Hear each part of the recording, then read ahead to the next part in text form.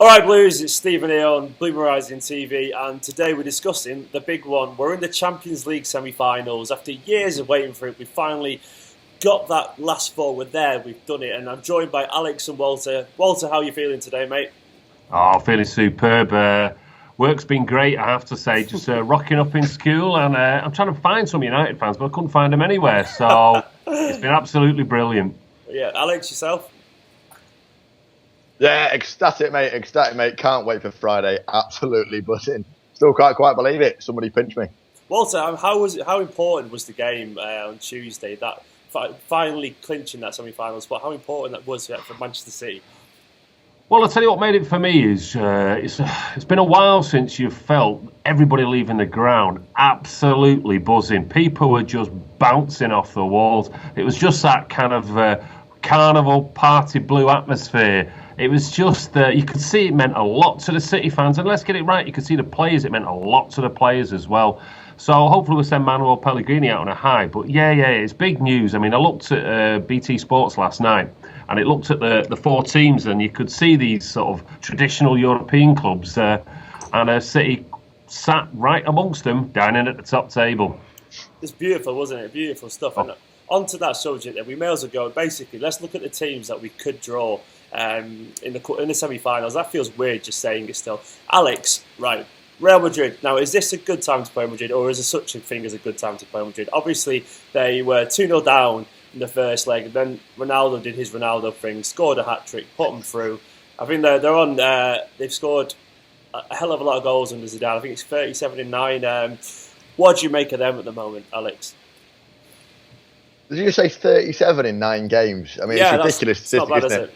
I think you hit the nail on the head there. There's never, ever a good time to play Real Madrid. They are, they're one of the classic European sides, aren't they? They're just one of the giants, the Galacticos, one of the teams that you think of when you think of Champions League football. Yeah. But if there ever were to be a good time, it seems like this season is it. They've had weird stuff going on. They've had the dressing room situation. Karim Benzema's gone mental this year. Cristiano Ronaldo's come into criticism in the Spanish papers. And maybe, just maybe, that's the time that you can capitalise on that a little bit. They're third in La Liga, and that doesn't happen every year that Real Madrid, they're not out of the title race, but they're certainly kind of falling away there. And that for me is it's two sides of the same coin. On the one hand, their confidence is going to be a little bit down. If we can get an early goal on an away leg, they might crumble. On the other hand, they might think the league is out of the way. Let's go and win the Champions League. Cristiano Ronaldo is desperate to win it this year, especially now Lionel Messi's out of the equation. And maybe it might be the worst time to play Real Madrid because they are more up for it than ever and they can smell blood. So I'm undecided. I think for me, I'd rather have Real Madrid than Bayern Munich. But win the semi-finals, you're going to play someone big. You're going to face a hard game. Exactly. I mean, Walter. There's been some criticism for Ronaldo this year, but he's now scored 46 again this season. I mean, can Vincent Kompany, if he's back, can he stop Ronaldo? Has he got the ability to do that? Do you reckon he's going to have a big night to stop him if we get him in the draw? Well, it depends who's playing. I mean, I was talking to a Real Madrid fan this morning, and he was saying about this idea of they've actually been improving over the last few weeks. He said if you'd have played us, January time, or when Rafa was crumbling the dressing rooms, he said you quite easily would have put us out. But he was sort of intimating that this whole idea of they're actually coming good at the right time. They seem to be doing the reverse of what Barcelona are doing, which meant they were just sort of folding at the wrong time for them. So Real Madrid are on the ascendancy, and Barcelona showed last night they're on the descendancy. Is that a word? Yep. It is now. Well, it is now. It is now. They're on the fold. So, is it a good time to play Real Madrid? When is a good time? It's almost like who do you want to get in the ring with, Mike Tyson or Muhammad Ali? Exactly. No one's winning from that one really. But I mean, the Real Madrid are Real Madrid. I don't know. I think we could maybe do them, but we'll see. But on to the next team, Bayern. Now that is the exciting one. Bayern Munich. Our manages Bayern Munich. No, our next manager. That is weird. Let's be honest. Pep Guardiola, Pellegrini stood on the touchline looking at each other thinking, this is just strange. I mean, how much would that play on the player's mind, Walter? Because it must be strange knowing that your future manager stood on the opposition's sideline. I was talking about this yesterday, and we came to the sort of conclusion that this idea of if we're there up against Pep, Pep is not going to, in no way, shape or form, try and damage his own reputation. He's going to go hell for leather to knock City out, whether that's in the semi-final, dare I say the final. He's just going to go hell for leather to knock us out, because his paymasters are going to be looking on as well. So it's almost quite a nice thing to put on his CV. Is it going to be weird? It's almost... I don't even know. It's like you're kind of looking at him, and then you're looking at the next generation, or you look at Manuel Pellegrini and you're looking at the next generation. All in all, if we get them in the semi-final, it'd just be a great night for City, whichever way it turns out. Do you want them in the semi-final, Walter? No. That's it. Alex, what do you make of the whole thing? Bayern the one team out of all them that we have to avoid? Yeah, I disagree with Walter there. I don't want to see it. I don't like this idea. It's the one the TV companies want to come out. It's the one that BT and Sky are holding their fingers for. Because like you say, it'd be amazing to see Pellegrini and Pep sort of face off. But I don't want to see it. I don't like this king of the hill scenario where Pep Guardiola's got to climb up. He's got to kill Pellegrini to sit in his throne. I don't like it at all. That's just great a TV, Pellegrini say. Yeah, that'd be amazing. That's on the red button. No, I think you look at... Manuel, and I think he's a 4-star manager, isn't he? And Pellegrini and Pep Guardiola is a 5-star. Yeah. And I don't want Pellegrini to come face to face with that, because it's a lose-lose scenario. I think for in terms of is that Pellegrini gets crushed in his last big game for Manchester City by Pep Guardiola. A reminder, a mark on his entire career that despite his best efforts, there was someone out there who was just better. I don't want Pellegrini to go through that. He's adorable. You can't crush Pellers like that. But the alternative is that he beats Pep Guardiola, and we then have to kiss goodbye to Pellegrini, who's just got us to a Champions League final, for the man that he beat, and we all look a little bit silly. I don't want to see it. I'd rather we got Atletico Madrid to do the job for us in the Allianz Arena. We'll take on Cristiano Ronaldo, send them packing, and we'll have Diego Simeone in the final. That's my dream scenario. Do you reckon we could actually do it, though, Alex? Do you think we could beat Bayern? Or do you think they're just on a level at the moment too much for us? I think Barcelona, for me, were the team that over 2 legs are undefeatable. But that's just been proved wrong, because Atletico did it. And I think if Barcelona are falling in this competition, Leicester City are top of the Premier League. Anything's possible. And you know what? If we go to Bayern, if we get our tactics right, Pelle's got his tactics right with PSG, and it came out of the bag. You know, people said we wouldn't finish top of the group with Juventus, but we did. Some people said we wouldn't beat Kiev in Kiev, but we did. Some people said we wouldn't beat PSG, but we did. And if Bayern come out, there'll be people who say that we won't beat Bayern. But you know what? We might do. We might not. We're in the semi-final. Who cares? But here's the word, Stephen. Here's the word of the week. Relatively.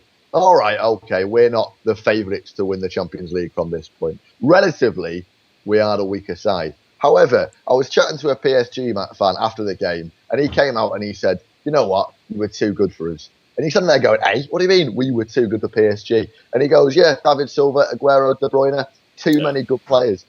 We've got a small club mentality where we look at these big teams and assume they're going to look at us and think we're a pushover. They're frightened of us too. All right, Bayern aren't as afraid of us as they are of Real Madrid, but they're not going to look at us and think we're easy. Alex, you've actually just given me goosebumps. That was a hell of a speech for me, genuinely. But you're totally right. We've got Vincent Kompany back then. We've got De Bruyne, Aguero, Yaya, Silva. Sterling will probably be fit then because there's rumour he's going to be back. And do you know what? We are a big team, and people do forget that. And we forget it because that's what we've had for years. We forget that. People do fear us. And I agree with that. On to the next team, though, Alex. Atletico Madrid. To me, these are the ones I'm actually a bit nervous about because these are these are a tenacious, tough, intimidating team. They fear no one. They have the opposite mentality in terms of they have that kind of underdog feel. And they revel in that. They love the fact that they are the small team attacking the big dogs. I saw this great quote about Simeone about how he's the archetypal baddie. A bit Mourinho-esque, a bit Mourinho-like in that way, but he seems to be a bit more polite off the pitch. But they're a weird one. They've won 2 in 17 versus Barcelona, and both of them were to knock Barcelona out of the Champions League. So, Alex, what do you make of Atletico? Did you see the game last night against Barca? What do you reckon? I think Atletico it's a fascinating one. I think that, you got to remember this is the club that gave the world Diego Costa. For Diego Costa to strengthen his weaknesses, you've got to admit he'll do anything to win, and I think that embodies Atletico Madrid. And if any of the 3 teams are going to pull out a tactical masterclass, I think it's Diego Simeone. It looks like we're in the year of Diego Simeone. Everyone's talking about him. Nearly got the Chelsea job. There's someone that I think could give us a really dull, boring game where they beat us 2-0 and we go home miserable. and then we have a really hard job at the Etihad. So it's someone I think to avoid, but technically, I think we're probably match them man for man, if not a little bit higher up. They're second in La Liga. They could overtake Barcelona. I'm hoping in 3 weeks' time, their allegiance is sort of split between the two competitions, and hopefully fixtures work out for us, and that might just play to our benefit.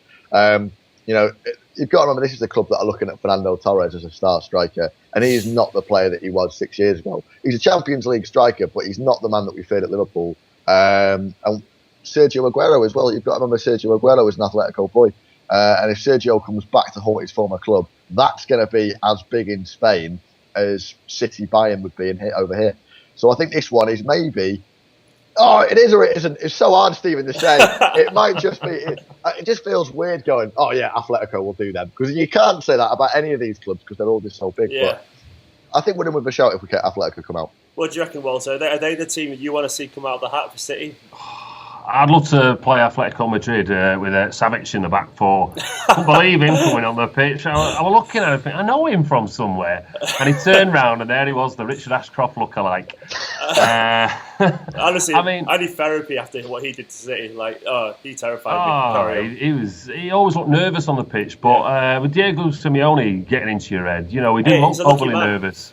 Well, this is true. What made me laugh, I was watching the game last night, and they were under the cosh. Let's not get this right. They're masters of the dark arts. And I thought to myself, I was sat there watching the game, and I thought, well, he's been linked with a Chelsea job, he's been linked with this job and that job, but he's worshipped in that place. Yeah. He was running around, getting the crowd going. The crowd was sort of just lifting the team, and it was all from this one man. And I thought, he's got the Madrid weather. Why would he want to come to Chelsea when he's got Abramovich sort of hanging over his head? Yeah. So, do you know when you get managers who are sort of the perfect fit for a club? He just seems to be that there. Would I fancy him? And, at the end of the day, we're talking 4 quality teams, and they're going to be looking at us. They're going to be looking at Aguero. They know what Aguero can do. They're going to be looking at, well, I could start naming City players off, but let's get it right. They're going to be looking throughout our team and looking at the absolute quality that we possess. Sometimes we're looking at our team, and because we see them week in, week out, we take them for granted. And we look at some of theirs, and we just see them in these big games, pulling off these big results because they go through. So when we come up against them, we can be intimidated as a fan base, but I think if we get them, they're going to be a hard-working team. But if we put in the kind of shift that we did against Paris Saint-Germain, I think we could be booking flights to Milan.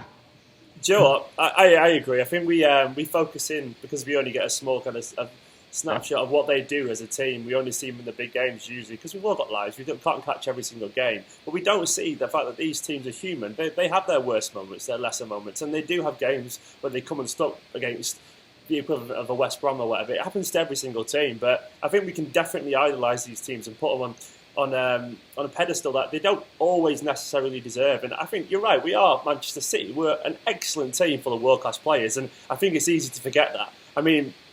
I say bring them all on, have them all, we'll do any of them personally. But Alex, what is your dream draw? I said it in the quarterfinals when we did a very similar video to this. I said I wanted Real Madrid to come out. I think we can do them this year. I think if there's ever going to be a year, it's now. And I want the glamour time. I want the game, because I think it puts us on. Everyone in France will know who Manchester City are now, and they're going to take us seriously. And next year, they're going to look at the group draws and they're going to say, I don't want to play Manchester City, because they know what we're capable of. And Real Madrid are the team. They have fans in China and fans across South America and in Africa. And if you beat Real Madrid over 2 legs, it is a message to the world that Manchester City, we're not the small club that no one's ever heard of anymore. We're Manchester City, and we mean business. I think we can do Real Madrid. I think we can send a message, and I'm picking them out of the draw above everyone else. And what's your nightmare draw, mate? Bayern. I don't want to see Pep at the Etihad before June. Yeah, I'll go with that. And Walter, your dream draw? If there's such a thing. Yeah. Well, as I said, we're getting into the ring, and no matter who we're going to get into the ring with, we're facing a big opponent. I'd like to see Real probably first. I'll agree with Alex there. Just in terms of the prestige of the draw as well. I also think Atletico will be second choice. It's a bit of a cigarette paper between them, but the one I don't want to see also. Nightmare draw, Bayern Munich. Bayern Munich. Not because I don't think we can do them, because we have done them in the past. You know, we've done them a couple of times. But can you imagine the circus that would come with it? The circus would be coming to town with Pep. So I'd rather, if we're going to meet them, if we have to meet them, we'll meet them in somebody else's town. We'll meet them in Milan. Yeah, do you know what? I can't disagree with that. Real for me is my dream draw.